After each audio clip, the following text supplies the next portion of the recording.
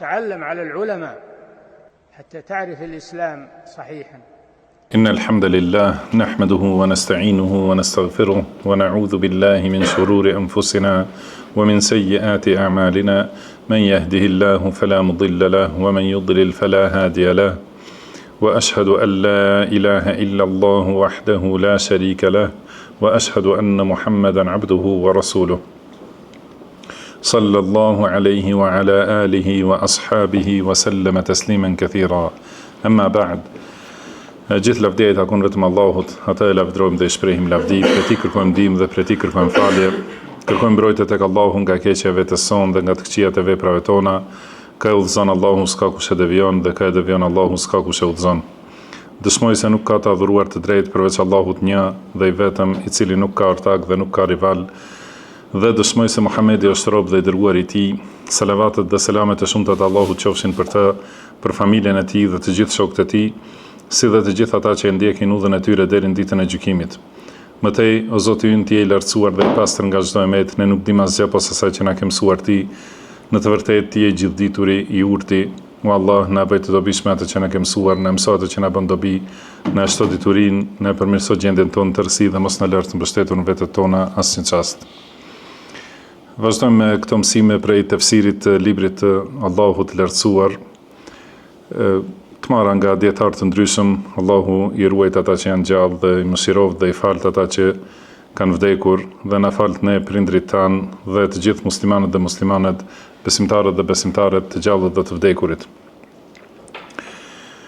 Në këtë mësim do të vazhdojmë me surën El Qalem, ku u ndalëm, që është ajeti 17 i radhës, ku tregohet një histori për një grup të njerëzve që kanë ndodhur, dhe kur flasim për historitë që janë në Kur'an, më thënë ata janë histori dhe ndodhi të vërteta dhe historitë mbushura me mësime dhe përfitime.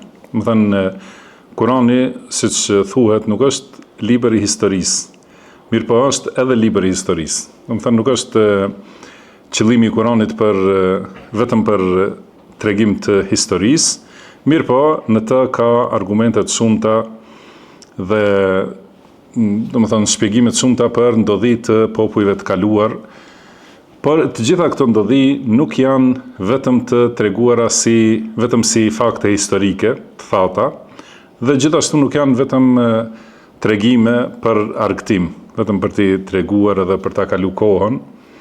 Prandaj i gjejmë historitë që i ka përmendur Allahu subhanahu wa taala në Kur'an, që janë precize dhe me ato shpjegime që janë të nevojshme, prej cilave nxirren dobi të shumta. Do të thënë, nuk ka detaje të panevojshme, si përmendet në librat historisë, do të thënë në këtë vit dhe në këtë datë dhe ishin aty 7.000 veta, 250 kuaj, kishin kështu ushqime. Do të thënë, nuk janë të përmendura këto detaje prej cilave nuk përfiton besimtari praktikisht në jetën e tij. Por ajo që përmendet prej historisë është mësim i vërtet për jetën, për rregullimin e besimit, edhe për shumë çështje të praktikës. Dhe në ato histori që janë Kur'an kanë detaje dhe kanë shpjegime të cilat ja forcojnë njeriut imanin, ja tregojnë rrugën për besimin e drejtë dhe i japin, domethënë, mësime gjithashtu edhe për praktikën e tij në jetën e tij. Në këto ajete tregohet historia për disa njerëz që kanë disa vëllezër, domethënë, që kanë pas një kopsht, thotë, me fruta dhe me fryte të shumta, domethënë kanë pas një kopsht të pasur dhe të mbushur, dhe përmendet se babai i këtyre e ka pas zakon që ditën e vjeljes frutave i ka mbledhur të varfrit e atij rrethi, që të mbledhin bashkë, domethënë, secili për vete. Domethënë, të varfrit mbledhin për vete. Kanë përmendur disa prej dietarëve se kanë qenë, domethënë, frutat që kanë rënë tokë prej erës, ose kanë rënë më herët ose duke u vjel ato që binë në tokë, më thënë ato i kanë mbledhur dvarfrit dhe ka pas një sasi të madhe, ose më thënë një pjesë të madhe që i kanë marrë dvarfrit. Dhe pas vdekjes babait të tyre, këta djemt janë kujdesur për kopshtin dhe kur ka ardhur koha e vjeljes, më thënë kanë vendosur që ta vjelin pa ardhur asnjë prej dvarfërve dhe t'i pengojnë dvarfrit edhe nevojtarët. Dhe në fillim të kësaj historie thot Allahu i lartësuar: inna balawnahum kama balawna ashabal jannati kama balawna ashabal jannah idh aqsamu la yasrimunha musbihin. Do të thonë ne i sprovuam këta, që bëhet fjalë për banorët e Mekës, nëse e keni parasysh në çka folëm në ajetet e mëparshme, prej kuptimeve dhe për ka bëhet fjalë në ato ajete. Pra ju ka ardhur sprova këtyre banorëve të Mekës ose mushrikëve që kanë qenë kohën e pejgamberit sallallahu alaihi wasallam, siç e kanë pasur sprovën ata pronarët e kopshtit deri në fund të ajeteve. Do të thënë lidhen këto ajete me atë që u përmend më herët. Do të thënë ka thënë Allahu për mosbesimtarët, përmendëm do të thënë mendimet se cili është për qëllim, që thot Allahu en kana dha malin wa banin, do të thënë ai pasi kishte djem, kishte pasuri dhe djem, thot atëherë ka thonë idha tutla alayhi ayatuna qala asatirul awwalin. Do të thënë kur janë përmendur ajetet e Allahut, ka thënë këto janë pralla ose legjendat të popujve të mëparshëm. Dhe siç ka qenë ky ose do të thënë ky popull në përgjithësi, populli i Mekës, siç kanë qenë në dhunti të shumta, mirësi të shumta, pasuri dhe fuqi gjithashtu, ose si kanë qenë disa koka të mosbesimtarëve, që kanë pas djem të shumt edhe kanë pasur, do të thënë pasuri të shumta. Njësoj ka përmendur edhe historinë e këtyre pronarëve të këtij kopshtit që kanë pasur pasuri të madhe, edhe kanë bërë një gabim, do të thënë ndaj Allahut subhanahu wa taala. Disa prej dietarëve kanë thonë, demek ky është qëllimi i sprovës. Janë sprovuar këta banorët e Mekës me pasuri dhe mirësi të shumta, siç janë sprovu ata pronarët e kopshtit. Disa prej dietarëve kanë thonë se qëllimi i sprovës është thatësia dhe mungesa e ushqimit, siç do ta shohim në historinë e këtyre, si i është prish kopshti edhe u ka mungu kjo pasuria. Ka qenë gjithashtu një sprovë që është dërgu në Mekë, që kanë mungu për 7 vjet, do të thënë ka mungu ushqimi dhe ka mungu shiu e kështu me radhë, do të thënë ka pas thatësi dhe varfëri, uri, do të thënë të madhe. Ka qenë për shkak se pejgamberi sallallahu alaihi wasallam është lut kundër tyre, ka thënë Allahumma shdud wat'ataka ala mudar. Do të thënë, o Allah, pra vështirësoje goditjen tënde kundër mudar, kundër këtyre fiseve, do të thënë të Kurejshitëve. Waj'alha alejhim sinina ka sini Yusuf.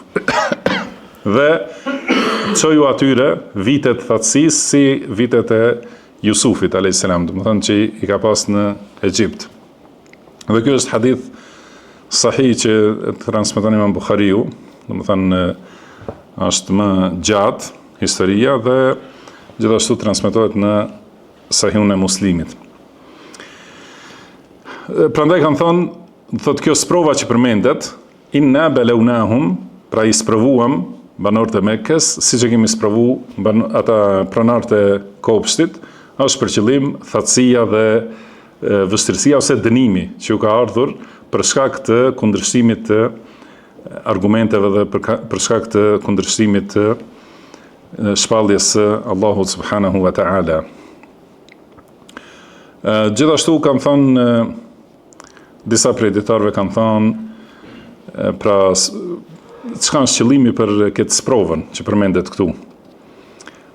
Ka thënë Imam As-Sa'di rahimahullah, thot inna balawna haula'i al-mukaththibina bil khairi wa amhalnahum, do të thonë i kemi sprovu këta përgënjeshtrues, mohues, do të thonë i kemi sprovuar me të mira dhe u kemi dhënë afat dhe i kemi furnizuar me çdo gjë që kanë dashur, me pasuri, me fëmijë, me jetë gjatë dhe kështu me radhë, do të thonë mirësi të shumta që përshtaten me dëshirat dhe pasionet e tyre. Dhe kjo nuk ka qenë për t'i nderuar ata. Do të thënë jo se ata kanë vlerë te Allahu subhanahu wa taala, por ka qenë istidraj, do të thënë për shkallëzim në më të keqen, duke mos e kuptuar ata, pa e marrë vesh se çka është duke u ndodhur, dhe kështu ata janë mashtruar me këto të mira që i kanë menduar se, do të thënë ato janë të sigurta për ata, siç janë mashtruar, gjithashtu edhe ata pronarët e kopshtit kanë menduar se nuk ka më të fuqishëm se ata, kanë menduar se ata janë më të fuqishëm dhe mund vendosin kujt i japin dhe kujt mos i japin. Si është kjo e ngjashme me këto sprova, është përmendur edhe në vendet tjera të Kuranit. Ka thënë Allahu i lartësuar: "Wa daraba Allahu mathalan qaryatan kanat aminatan mutma'inna ya'tiha rizquha ragadan min kulli makanin fakafarat bi an'ami Allah." Do të thonë, Allahu ka sjell shembull një vendbanim ose një qytet që ka qenë i sigurt, i qetë dhe i ka ardhur furnizimi me lehtësi nga secili vend, nga gjitha anët. Do të thonë kanë pasur tregti të lehtë dhe kanë pasu edhe aty prodhim dhe bujqësi të lehtë dhe kanë pasur pasuri të shumta. Fa kafarat bi an'ami Allah, dhe ky vendbanim, do të thonë banorët e tij i mohuan ose i përbuzën mirësitë e Allahut. Fa adhaqaha Allahu libas al-ju'i wal khawfi bima kanu yasna'un. Do të thonë dhe Allahu u bëri, do të thonë u dha ta shijojnë atë veshjen e urizë dhe frikës. Do të thonë pasi kanë qenë të sigurt, të qetë dhe me furnizim të shumt dhe i kanë mohu të mirat e Allahut, atëherë Allahu u ka dhënë ta shijojnë frikën dhe urinë për shkak të asaj që kanë vepruar. Edhe thot wa laqad ja'ahum rasulun minhum fakadhabuhu. Edhe atyre u erdhi një i dërguar nga Allahu që është prej mesit të tyre, prej popullit të tyre, dhe ata e mohuan, e përgënjeshtruan, nuk e besuan. Fa akhadhahumul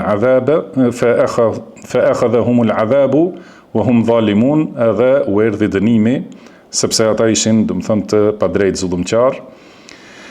Prandaj thot: "Fakulu mimma razaqakumullahu halalan tayyiban washkuru ni'matallahi in kuntum iyyahu ta'budun." Prandaj hani nga ajo që ju ka furnizuar Allahu, që është halal dhe i mirë, i pastër. Do të thonë, shfrytëzoni këto mirësi që u jep Allahu dhe falenderoni dhuntit ose dhuratat e Allahut subhanahu wa ta'ala in kuntum iyyahu ta'budun. Do të thonë nëse jeni që me të vërtetë vetëm Allahun e adhuroni. Po ashtu ka thënë Allahu: "Fartaqib yawma ta'ti as-sama'u bi dukhanin mubin." Do të thonë pritë atë ditë, pra mendoje atë ditë që do të vijë kur qielli do të sjell një tym, do të thonë të qartë, që është tym dhe mjegullim. Yaghsha an-nasa hadha adhabun alim, do të thonë që i cili do t'i mbuloj njerëzit. Edhe ky është dënim i dhëmshëm. Atëherë njerëzit do të thonë: Rabbana ikshif anna al-adhaba inna mu'minun. Do të thonë o Zoti ynë, na largo dënimin se ne jemi besimtar. Anna lahumu dhikra wa qad ja'ahum rasulun mubin. Do të thonë si do të përkujtohen tani, kurse më herët u ka ardhur një i dërguar i qartë. Thumma tawallaw anhu wa qalu mu'allamun majnun. Pasi u erdhi i dërguari i qartë, u larguan prej tij, ja kthyn shpinën, edhe thanë ky është dikush, do të thonë i mësuar, e mëson dikush dhe është i çmendur. Pastaj thot inna kashiful adhabi qalilan innakum aidun, do të thënë ne do t'ja largojmë një pjesë të dënimit, do t'ja largojmë pak dënimin që të ktheheni, ose thot se do të ktheheni gjithashtu prap në të keqen. Yawma nabtishul batshatal kubra inna muntaqimun, pra në ditën e gjykimit kur Allahu do ta sjell goditjen e fuqishme, atëherë do të merret haku, do të thënë për gabimet që i kanë bërë. وَلَقَدْ فَتَنَّا قَبْلَهُمْ قَوْمَ فِرْعَوْنَ وَجَاءَهُمْ رَسُولٌ كَرِيمٌ, edhe para tyre gjithashtu e kemi sprovuar popullin e Faraonit, të cilit u patardhur, do thotë i dërguari i ndershëm ose i dërguari i fisnik, Rasulun Kerim, më thënë nuk ka ardhur dhe ata e kanë përnjështru. Edhe atyre u ka ndodhur e njëjta sprov në këtë mënyrë që u përshkruajt. Prandaj, do të them, prej këtyre ndodhive duhet merret mësim. Përndryshe edhe prej këtyre historive që thash se përmenden në Kur'an, shumë prej tyre janë histori të cilat i kanë ditur ata mushrikët. Do të thënë, prandaj përmendet edhe këtu inna balawnahum kama balawna ashaba al-janna. Edhe kjo ka rëndësi, do të thënë secila fjalë edhe si vendoset edhe është e shquar ose pa shquar, ka kuptim. Edhe në gjuhën arabe dhe në veçanti në librin e Allahut ka secila fjalë e ka kuptimin e vet. Dhe pasi është thënë fjala xhenna, që do të thënë kopsht, pasi është thënë e shquar el xhenna, do të thënë se ka qenë një rast i ditur, i njohur në mesin e mushrikëve. Do të thënë edhe juve ju kemi sprovuar, siç kemi sprovuar ata banorët e kopshtit që ju e dini, do të thënë. Do thotë këto kanë qenë për gjithashtu ata kanë ditur, kanë pasur lajme edhe për ndodhit që i kanë ndodhur Faraonit, edhe çka ka ndodhur më herët te populli Ad, te populli Themud. Do të thënë kanë qenë histori të njohura në përgjithësi, për këtë çka Allahu i ka përmendur, do të thënë ka përmendur mushrikëve si për kujtim. Do të thënë se siç u ka ndodhur atyre pasi e kanë refuzuar të dërguarin e Allahut, gjithashtu e njëjta do t'i ndodhë edhe ju nëse vazhdoni ta refuzoni dërgumin e Allahut sallallahu alaihi wasallam. Thot pra kama balawna ashab al-janna idh aqsamu la yasrimunha musbihin. Thot kur ata, pra i kemi sprovuar ata siç i kemi sprovuar pronarët e kopshtit, të cilët u betuan se do ta vjelin në mëngjes herët. Do të thënë do ta vjelin ato frutat do të vjelin herët kur nuk mund të vijë asnjë prej të varfërve. Dhe fjala musbihin, që do të thonë do thotë pra në mëngjes herët, është për qëllim fundi i natës. Do thotë kur thuhet musbihin, do të thonë, është njësoj sikur kur thuhet mumsin, do të thonë në mbrëmje, ose në gjuhën shqipe se me keqardhje do të thonë pak prej nesh i kuptojmë këto fjalë në gjuhën tonë. Do të thonë çka do të thonë gdhirje dhe ngrysje. Kur thuhet u ngrys, emsa arabisht, do të thonë është afru nata, që do të thotë është fundi i ditës. Edhe ne kur themi mbrëmje ose pasdita, do të thonë ky është qëllimi, koha pas qindis, është i thuhet mesa ose mumsin, do të thonë njerëzit janë në kohën duke hyrë në mbrëmje, që do të thotë fundi i ditës. Edhe musbihin, do të thonë fundi i natës, përpara ardhjes së mëngjesit, para daljes akimit, do të thonë kanë shku që ta vjelin. Këtë mbajnin mend do t'i përmendim më në fund të dobit, do të thënë qëllimi është se kanë shku ta vjelin duke qenë natë, pa dal mëngjesi, që mos i shoh askush prej atyre, prej të varfërve. Wala yastathnun, thot në ajetin tjetër, dhe gjithashtu nuk kanë bërë istithna në betim, çka do të thonë istithna, si do thotë, si mund të thuhet shqip me bë përjashtim prej betimit ose kufizim betimit, do të thotë nuk kanë thënë insha Allah. Do të thonë aqsemu, janë betuar, kam thënë pasha Allahun do ta vjelim kopshtin nesër para mëngjesit, dhe nuk kam thënë insha Allah, në dashur Allahu.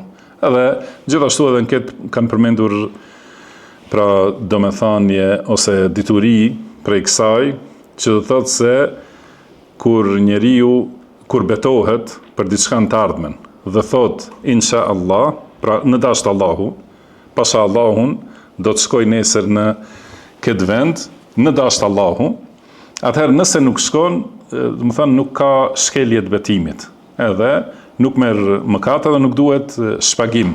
Kjo kur bëhet fjalë për të ardhmen. Prandaj nëse njeriu e thot këtë përjashtim ose këtë istithna, pra thot wallahi do të bëj kështu insha Allahu, pra në dashur Allahu, atëherë nuk merr mëkat edhe nëse nuk e plotson, sepse e ka ose mund të themi kushtëzim i betimit. Pra me kusht që nëse do Allahu do ta bëj këtë.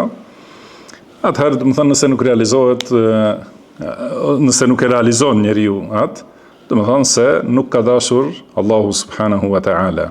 Edhe në këtë rast është i del prej përgjegjësisë për betimin. Mirë, këta janë betuar edhe nuk kanë thënë insha Allah. Atëherë u ka ardhur dënimi. Do të thënë njerë se niyetin e kanë pasur për pengimin e asaj që e kanë dhënë tjera herë, dhe gjithashtu e kanë bërë betimin pa istithna, pa kushtëzim, atëherë u ka ardhur dënimi, thotë Allahu fatafa alejha taifun min rabbik wa hum naimun. Atëherë i erdhi kopshtit, do të thënë atij kopshtit, i erdhi një, ta përkthejmë vizitor, pra i erdhi një vizitor taifun, dhe pra i erdhi kopshtit një vizitor duke qenë ata në gjumë, do të thënë duke mos ditur asgjë për atë se çka është duke ndodhur te kopshti. Dhe çka është ky vizitor ose kuptimi i fjalës taif, do të thënë tamam gjuhësisht, fjalë për fjalë, do thotë dikush që sillet rreth diçka, do të thënë i ka ardhur diçka që është sill atij kopshti një herë, ose siç themi ne, do të thënë i ka ardhur një vizitor. Çka është ky vizitori që përmendet në Kur'an, do të thënë çka është qëllimi? Disa prej dietarëve kanë thënë se është për qëllim dënimi, do të thënë i ka ardhur dënimi.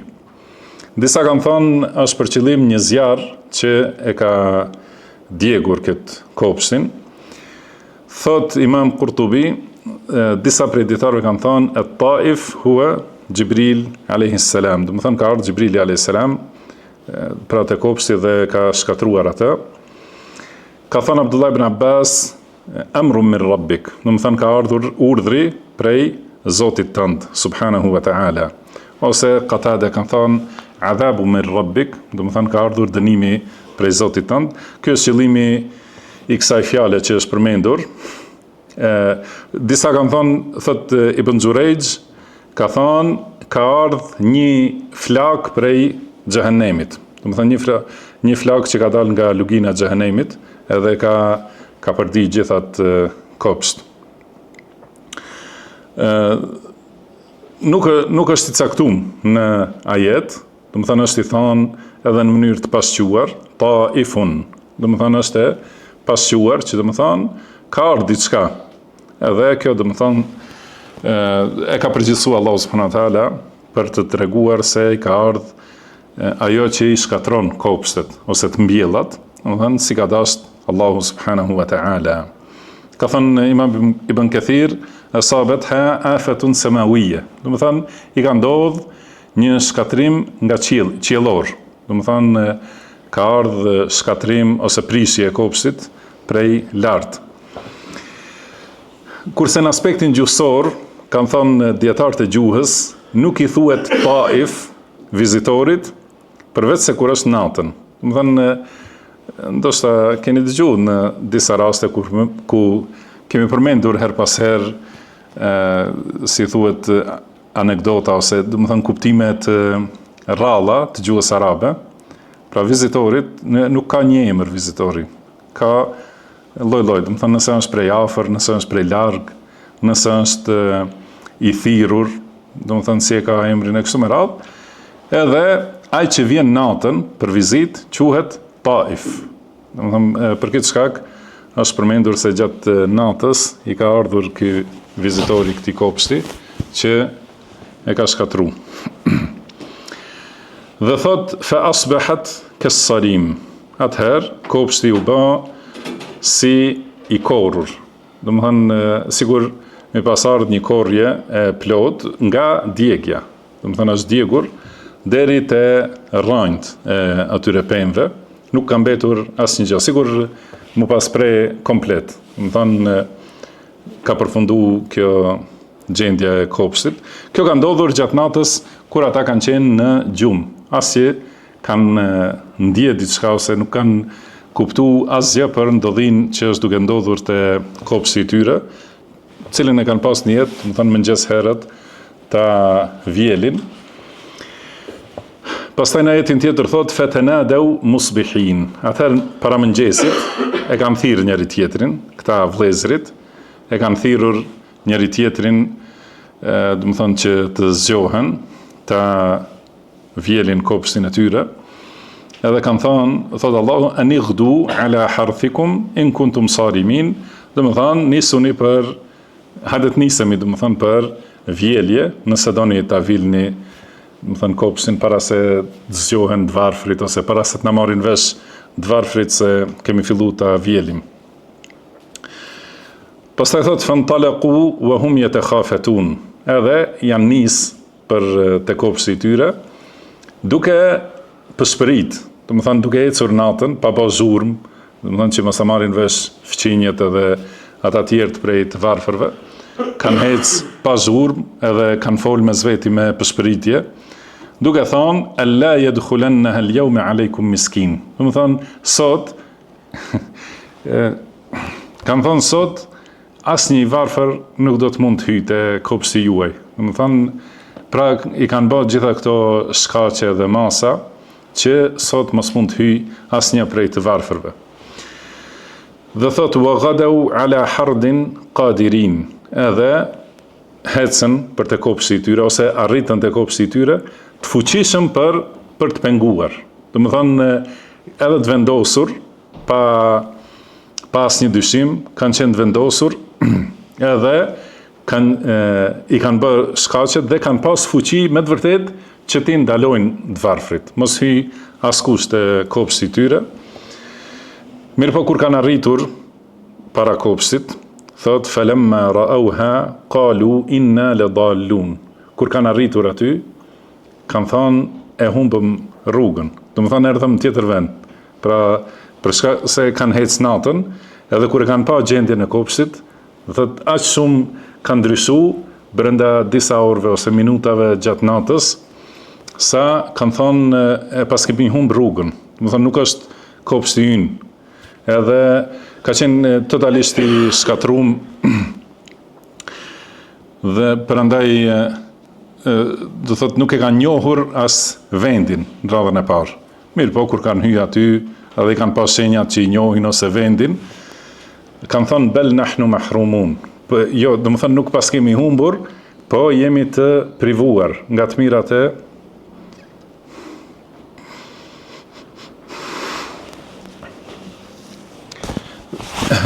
thot bel nahnu mahrumun, do të thonë jemi të privuar nga të mirat e Allahut subhanahu wa taala, edhe nuk na ka mbetur asnjë pasuri këtu, edhe do të thonë nuk na ka mbetur asgjë prej asaj që deshëm ta mbledhim dhe ta vjelim. Pastaj thot qala awsatuhum alam aqul lakum laula tusabbihun. Do të thonë ai që ka qenë më i udhëzuar në mesin e tyre, edhe më i mençuri, edhe më i devotshmi, u ka thënë a nuk ju thash unë që të bëni tasbih më shumë. Do të thonë të lartësoni Allahun subhanahu wa taala, pra ta dini se çdo gjë është në dorën e Allahut subhanahu wa taala, pse nuk i bët tasbih Allahut, do të thonë që ta shprehni lavdin dhe lartësimin e tij, se Allahu nuk ka tmeta, do të thënë, a nuk ju thosha që ta bëni këtë?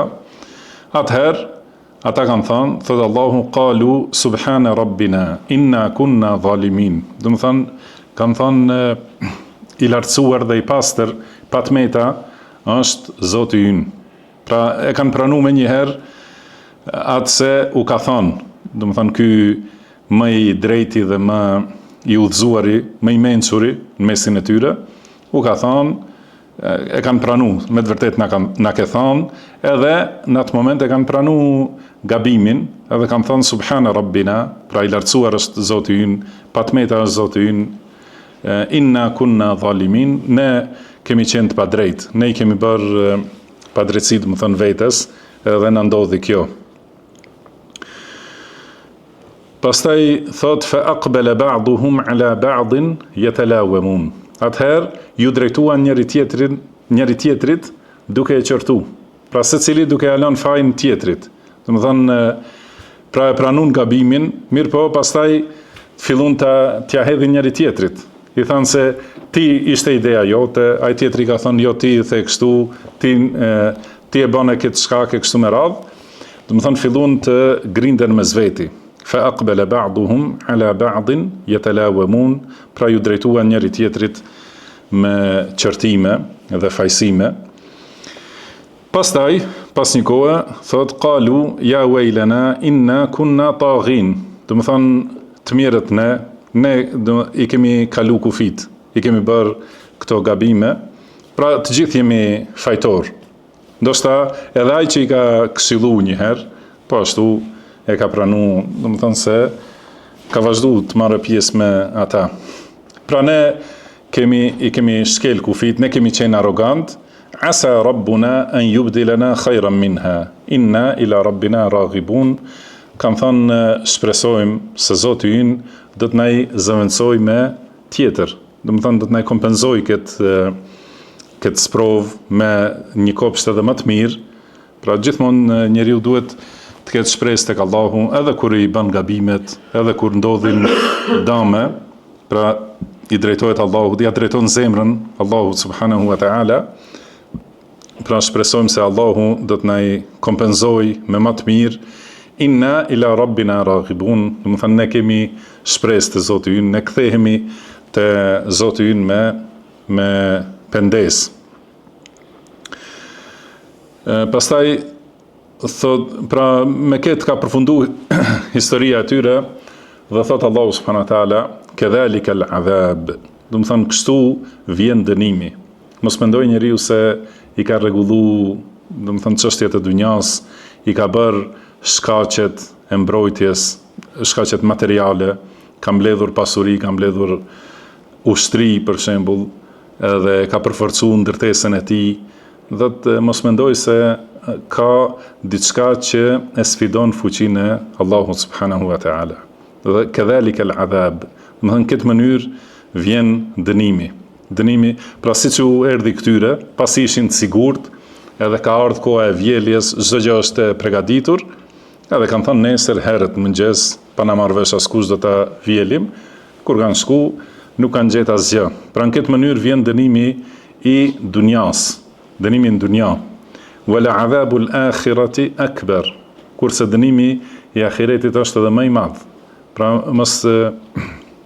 mos mendoj njeriu se nëse shpëton diçka në këtë dunja, ose merr një dënim të lehtë në këtë dunja, do të thonë se është i shpëtuar ose se ka diçka të lehtë në ahiret. Dënimi i ahiretit është më i rënd, law kanu ya'lamun, do të thonë sikur ta dinin këta, pra mosbesimtarët, edhe të gjithë njerëzit, ta dinë dhe ta kenë parasysh këtë realitet dhe të ruhen prej dënimit të Allahut, duke e zbatu atë që ka urdhëruar Allahu subhanahu wa taala, dhe duke e ndjekur shpalljen që e ka dërguar Allahu i lartësuar. Prej përfitimeve që i nxjerrim nga kjo histori, domethënë vetëm tregum shkurtimisht kuptimin e këtyre ajeteve që janë përmendur. Një prej përfitimeve të këtyre është të tregohet gjendja e kooperacisë, se kooperaci nuk fiton në dunja, edhe kujdesi për ruajtjen e pasurisë dhe për grumbullimin e pasurisë, kjo zemërngushtësia nuk e shton pasurinë, as nuk e ruan, përkundrazi bëhet shkak për shkatrim dhe për humbje të pasurisë. Se ka thënë pejgamberi sallallahu alaihi wasallam, në secilin mëngjes, çdo mëngjes thret një thirrës, do të thonë prej melaikeve, thot Allahumma a'ti munfiqan khalafa. Do të thonë Allah jepi atij që jep, që shpenzon, jepi zamëndësim edhe kompenzim. Wa ati mumsikan talafa, edhe jepja secili që e shtrëngon, do të thonë pasurinë, jepi shkatrim. Do të thonë prandaj kjo kooperacia edhe kujdesi për pasurinë nuk e ruan pasurinë. Ajo që e ruan me të vërtetë është dhënia e sadakas dhe shpenzimi për aty ku është hak, do të thënë për atë që e do Allahu subhanahu wa ta'ala. Se edhe mund të ndodhe kështu në këtë mënyrë, do të thënë shkatrimi, pasi Allahu ka autorizu, do të thënë një prej melaikeve që ta bëj këtë dua. Do të thënë se padyshim se Allahu e plotson këtë. Edhe ky shkatrim ose vjen me përmbytje, ose me tërmet, ose me djegje, ose me konfiskim nga autoritetet, i drejt ose i pa drejt, ose do të thënë me lloje të ndryshme, ose me shkatrim të papritur. Do të thënë njeriu t'i humb pasuria krejtësisht, ose ja vjedh dikush e kështu me radhë. Do të thënë prandaj mbrojtja më e mirë është dhënia për hir të Allahut subhanahu wa taala. Edhe kjo është mbrojtje shumë fisht. Do të thënë një herë e ka ruajtur këtë pasuri që do ta ketë në ahiret, atë që e ka dhënë. Edhe po ashtu Allahu ja ruan atë tjetrën që i ka mbetur, ja ruan në dunja dhe ja shton, edhe i vjen kompenzimi për atë që e ka dhënë. Do të thënë në asnjë aspekt nuk humb, si ka thënë pejgamberi sallallahu alaihi wasallam, thotë ma naqasa sadaqatun min mal. Do të thënë asnjëherë sadakaja nuk e pakson pasurinë. Që do të thonë, në gjitha këto aspekte, do thotë pasuria është e ruajtur dhe e shtuar. Te fjala wala yastathnun që e përmendëm, pra nuk kanë bërë ata kur janë betu, nuk kanë bërë kushtzim ose kufizim. Do të thonë nuk kanë thënë insha Allah. Kjo do të thonë është gjithashtu këshill për atë që i thot fjalët për në të ardhmen, edhe në veçanti ai që betohet, do të thënë është këshill që mos i lëshoj fjalët ashtu të pakufizuara për të ardhmen, po gjithmonë ta lidh me atë që do Allahu subhanahu wa taala. Do të thënë insha Allah, do të thotë në dashur Allahu, do ta bëj këtë në dashur Allahu. Kjo besoj që ju që jeni prezent e keni mësuar shumë herë çka do të thonë insha Allah. Po ka njerëz që mendojnë se inshallah është sigur lutje, sigur dëshirë, pra sigur shpresojmë që të bëhet. Nuk është ai kuptimi, pra inshallahu do të thonë nëse do Allahu. Pra kur njeriu i bën gjitha shkaqet, edhe është i sigurt për një veprim të ardhmen, thotë do ta bëj në dashur Allahu. Kjo është lidhja ose kushtzimi, do të thënë ky është kushtzimi, lidhja me dëshirën e Allahut. Pra sipas asaj që e di unë dhe sipas përgatitjeve që i kam bërë, do ta bëj këtë veprim nesër ose vitin tjetër, por kuptohet se besimtari e di që çdo gjë varet vetëm prej Allahut subhanahu wa taala. Tash kemi vërejtur gjithashtu se mosbesimtarët tallen me këtë fjalë, edhe bëjnë sikur për diçka që nuk do të ndodhë. Thonë insha Allah. Pra duhet ta dim kuptimin dhe gjithashtu ta përdorim në vendin e saktë, ne si musliman. Do thënë ne muslimanët kemi përgjegjësinë që t'i ruajmë, do të thënë ta ruajmë vlerën dhe dinjitetin e këtyre fjalëve madhështore. Pra jo të përdoret vend e pa vend, por në vendin e duhur. Kur thot insha Allah, do të thënë ajo është se sigurt që do të bëhet. Përveç nëse ka caktuar Allahu diçka tjetër, atëherë do të thonë nuk është në dorën tonë.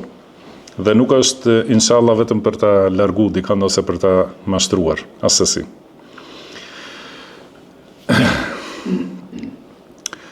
Tjetri në ajetet pra që i përmendëm, فطاف عليها طائف من ربك وهم نائمون فأصبحت كالصريم. Do të thonë i erdhi një vizitor nga Zoti i yt kur ata ishin në gjumë dhe ajo u bë ose ai kopshti u bë si i korrur.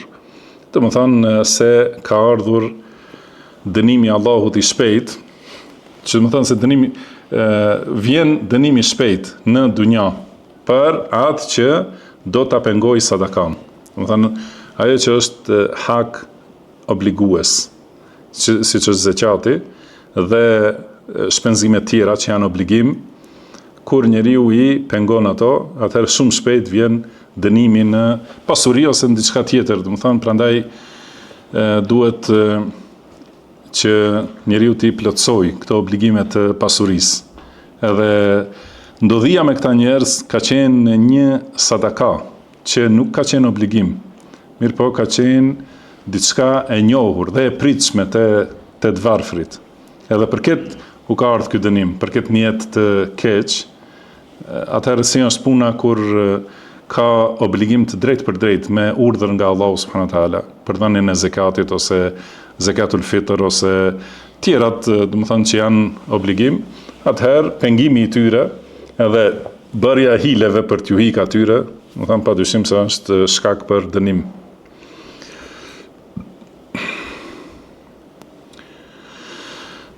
Pastaj në ajetin ku kanë thënë, pasi është përsëritur këshilla e njërit prej vëllezërve, kanë thënë qalu subhana rabbina inna kunna zalimin. Do të thonë kjo do thotë që edhe kur bie njeriu në gabim, edhe kur ka pasur qëllim të keq, edhe pastaj e merr vesh gabimin, përsëri përderisa është gjallë, përderisa nuk i ka ardhur shpirti në fyt, që para vdekjes, ka mundësi të pendohet, të bëhet pishman, do të thonë për veprën që e ka bërë, edhe pasi i ka ardhur dënimi, ndëshkimi për atë që e ka bërë, do të thonë pendohet te Allahu, e lartëson Allahun, e pranon gabimin e vet, edhe thot se unë isha i padrejt, unë isha gabimtar, unë isha zullumqar, do të thonë, kurse Allahu është i lartësuar, edhe jo të thot si thonë ignorantët, pse ndodh mu kjo, unë i kam rujt gjitha shkaqet e kështu me radhë, nuk lejohet, por duhet njeriu të thot ta pranoj gabimin e vet, edhe ti dorëzohet Allahu, ti përulet Allahu subhanahu wa taala, edhe ti lutet atij për mëshirë dhe falje. Si është në një prej lutjeve të fillimit namazit, që janë të sakta në sunnet, thot zalamtu nafsi wa i'taraftu bi dhanbi. Do të thonë, o Zoti im, unë i kam bërë padrejtësi vetes dhe e pranoj se kam gabime dhe mëkate. Po ashtu te Sayyidul Istighfar, ebu'u laka bi ni'matika alayya wa abu'u laka bi dhanbi. Do të thonë, i pranoj të gjitha mirësit janë prej teje. Edhe pranoj se unë jam mëkatar. Do thonë, këto dy aspekte patjetër njeriu t'i pranoj kur kthehet dhe pendohet te Allahu subhanahu wa taala. Tjetër, disa prej dietarëve kanë thonë se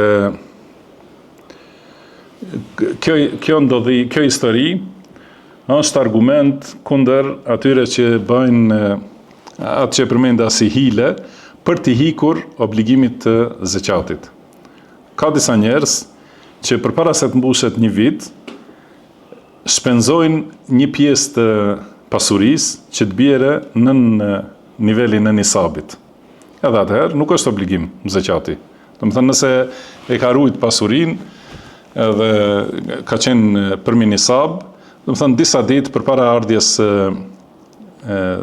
kohës zakatit, harxhon diçka prej asaj, shpenzon blen diçka, ndoshta e ka një jetë që më vonë prap ta shesat, edhe ta ruaj pasurinë, vetëm e vetëm që mos jap zeqat. Ose ka veprime të tjera, do të thënë ka bashkim të pasurive që të hiket zeqatit, ose ndarje të pasurive po ashtu, për të hikë zekatit, kjo bëhet me baktit. Do të thënë bashkojnë dy veta, i bëjnë sikur janë një, që t'japin më pak, ose i ndajnë ata që kanë pas pasurinë të përbashkët, e ndajnë, do të thënë që mos japin zekat. Të gjitha këto, kjo histori është argument se janë haram. Do të thënë prandaj shumica e dietarëve e kanë këtë mendim se te autoritetet, do thotë nuk duhet kjo me ndiku. Duhet t'ja marrin zekatin atij njeriu, kurse mëdhëbin Shafi është se nuk i merret, domethënë pasi në atë moment nuk e ka nisabin për shembull, nuk i merret, por shumica e dietarëve janë të mendimit se i merret, edhe nëse e ka bërë këtë lojë, domethënë për t'i hik zekatit. Gjithashtu, si tham më herët se niyeti i keq edhe bërja e rrethonave për të hik prej një vepre të mirë, është po ashtu thotë dënohet, merret parasysh. Niyeti i keq merret parasysh, edhe nëse nuk e kryen njeriu atë vepër. Domethënë, këta janë dënu për niyetin, sepse kanë qenë të vendosur. Pra kur në hadith është që kur njeriu ka një niyet të keq, edhe pastaj nuk e bën atë, i shkruhet një vepër e mirë. Por kjo është nëse e ndryshon niyetin. Kurse ai që është i vendosur, edhe i bën gjitha shkaqet për ta arritur atë nijet të ligë që e ka, atëherë, domethënë, merret parasysh kjo dhe dënohet për atë nijet. Ka pengu diçka tjetër që mos ta kryej. Pra këta njerëz nuk e kanë kryer këtë pengimin e të varfërve, po kanë qenë të vendosur. Edhe sikur t'ishin lënë rrethonat do ta kishin kry. Domethënë prandaj janë dënuar për këtë. Pra kjo është kështu, domethënë njeriu në secilën çështje, edhe për shembull për dhënien e zekatit, po edhe për diçka që është mustahab, diçka që është e mirë, edhe që i jepet, domethënë i vinë rrethonat që ai ta bëjë një vepër të mirë.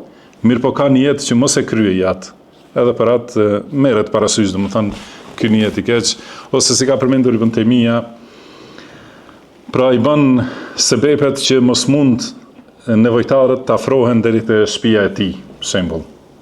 Ose nëse ka për shembull obligim nderimin e musafirit, i bën shkaqet që mos vi musafiri, për shembull. Ose i bën shkaqet që mos i plotsoj atë mikpritjen ose nderimin e musafirit, ose dhënien ushqim për atë nevojtarin e skajshëm, domethënë që është shumë nevojtar, atëherë është obligim dikush t'i japë ushqim. Mirë po i bën dallaverat, domethënë që t'i hike kësaj vepre, domethënë gjitha këto raste, domethënë se ky nijet merret në konsiderat. Nuk thuhet se e ka pas, domethënë nuk e ka plotsuar të keqen, por thuhet se e ka plotsu, se e ka bërë, domethënë gjitha shkaqet që ta arrijë këtë të keqe, prandaj merret në përgjegjësi për të. Po ashtu disa dietar kanë thënë se kur pronari i kopshtit, për shembull, e ka detyrë që një pjesë të këtyre frutave që i ka t'u lër të varfërve. Domethënë ata që dalin për shembull jashtë kopshtit, bin, ka disa njerëz që i mbledhin edhe nëpër rrugë, edhe nëse kanë shku te baçja tjetër kujt, ose ato që kanë rënë për shembull, ose ato që s'ka mund t'i mbledh, ose ato që s'ka mund t'i mrrinje lart, mund t'i lërë të varfërve. Ti thotë, domethënë mbledhje, çka mbledh, domethënë janë për ty. Këto nga kjo histori, domethënë kuptohet se duhet ta bëj secili pronar. Dhe gjithashtu nëse e shohim edhe te ajetet e trashëgimisë, përmendet, nuk e di a kemi përmendur te mësimet e fikut, thotë ka thonë nëse prezantojnë në ndarjen e pasurisë të varfrit edhe jetimat, më thënë jepuni edhe atyre diçka. edhe pse ata nuk janë trashëgimtar. Do të thënë trashëgimtarët e ndajnë pasurinë mes veti, mirë po është prezent aty një i varfër ose dikush prej të dobtëve, atëherë është detyrë atyre që kanë të japin edhe të zbutin zemrat dhe ta rregullojnë, domethënë, disponimin e atyre që nuk kanë. Dhe kështu, këto janë disa prej dobive dhe përfitimeve. Po edhe kjo me rëndësi është gjithashtu edhe përmendja e fjalës xhenne. Domethënë ashabul xhenne. Pra pronarët e kopshtit. Është për qëllim një kopsht që kanë qenë në tokë. Mirë po, emri është i njëjtë si kopshtet e lumturisë parajsa, domethënë që është në ahiret, që quhet xhennet. Dhe emërtimi i dy realiteteve me emrin e njëjtë nuk do të thonë se ata janë të njëjta. Ky është qëllimi, pra sigur për këto, ashtu edhe kur flitet për emrat dhe cilësitë e Allahut subhanahu wa taala, nuk do të thonë që nëse është emri i njëjtë për një cilësi, se ajo cilësi është e njëjtë me atë, do të thonë që është emërtuar cilësia e Allahut subhanahu wa taala, ose e kundërta. Nuk do të thonë që nëse përmendet një emër për cilësinë e Allahut, se me do e mos duhet jetë si ato cilësitë e krijesave. Se ky kopsht që ka qenë tokë, që është shkatru, nuk ka mundësi të jetë ngjashëm me kopshtet e xhenetit. Sepse ka thënë pejgamberi sallallahu alaihi wasallam, xhenet, do të thënë ajo që është në xhenet, as një sy nuk e ka pa, as veshi nuk ka dëgju dhe as nuk i ka shku ndërmend dikujt. Do të thënë gjithë ato emërtime që janë për frutat e xhenetit, për mishin, për kënaqësitë tjera, lumenjt, pallatet e kështu me radhë dhe hijet, pemt e tjera, do të thonë ato janë emra, si ka thënë Abdullah ibn Abbas, çdo gjë që është në xhenet, që janë vetëm emrat këtyre që janë në tokë, se nuk kanë ngjashmëri. Kjo është për krijesa, pra ato që i ka krijuar Allahu subhanahu wa taala. Atëherë si ka mundësi që t'i shkoj mendja dikujt se emërtimi i njëjtë është patjetër që të jetë ngjashëm krijuesi me krijesat. Nuk ka dyshim se mes krijesave ka kaq dallim të madh. Atëherë si nuk do të ketë dallim mes krijesave dhe krijuesit të tyre subhanahu wa taala. Prandaj po ashtu ka disa prej emrave të Allahut që nuk janë veçori, do të thënë që lejohet të përmenden edhe për njerëzit, për krijesat, siç është Raufur Rahim, Allahu ka thënë për pejgamberin sallallahu alaihi wasallam. Prandaj disa prej emrave si Melik për shembull, ose Aziz, ose Kerim, do të thënë lejohet të emërtohen me këto, edhe pse këto janë prej emrave të Allahut subhanahu wa taala. Kjo nuk do të thonë përngjasim mes krijesës dhe krijuesit. Mirë po ka disa emra që nuk mund t'i takoj askujt tjetër, siç është Khaliq, për shembull krijues, ose Ar-Rahman, që është emri i veçantë i Allahut subhanahu wa taala, dhe të ngjashme, ato nuk lejohet të përdoren për njerëzit. Por ka disa prej emrave që lejohet dhe nuk kanë kuptimin e domosdoshëm të ngjashmërisë ose barazimit. Wallahu a'lam. Edhe po ashtu për ajetin e fundit tham kedhalika al-adhab. Pra kur thuhet kedhalik, do të thonë këtë ajet kedhalika al-adhab, pra në këtë mënyrë është dënimi, është për qëllim dënimi i dunjas, për shkak të shkaqeve që e sjellin dënimin e Allahut në dunja. Kurse wala adhabul akhirati akbar. Dënimi i ahiretit është edhe më i madh. Elusim Allahun që na ruaj prej të gjithë dënimit të tij subhanahu wa taala. Mjaftojmë me këto dhe kuptohet se në fjalët e Allahut ka dituri të shumta që nuk mund t'i arrijë asnjë njeri, dhe ka edhe shumë tjera që i arrin njerëzit, po nuk mund t'i arrijmë ne. Edhe elusim Allahun që të na bëjë të dobishme atë që na ka mësuar dhe të na mësojë atë që na bën dobi. Na shtoj diturinë dhe të na përmirësoj gjendjen tonë të tërësi. Wallahu a'lam wa sallallahu wa sallama ala abdihi wa rasulihi nabiyina Muhammad. Subhanaka Allahumma wa bihamdika ashhadu an la ilaha illa anta astaghfiruka wa atubu ilaik. Wa akhiru da'wana anil hamdulillahi rabbil alamin.